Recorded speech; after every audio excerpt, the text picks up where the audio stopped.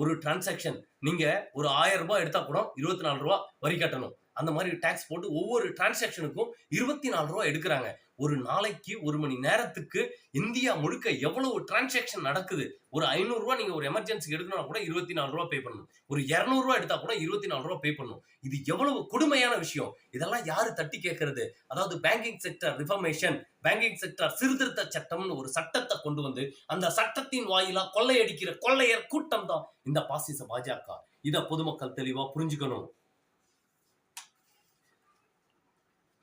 இது மட்டும் இல்லாத 145 கோடி இந்தியர்களை படு பேரழிவுல தள்ளக்கூடியது எந்த கட்சி அப்படின்னு தெளிவா புரிஞ்சுக்கணும். நம்மள பாதாள சிறையிலையும் பாதாளத்துக்குள்ளையும் கொண்டு போய் தள்ளக்கூடியது எந்த கட்சி?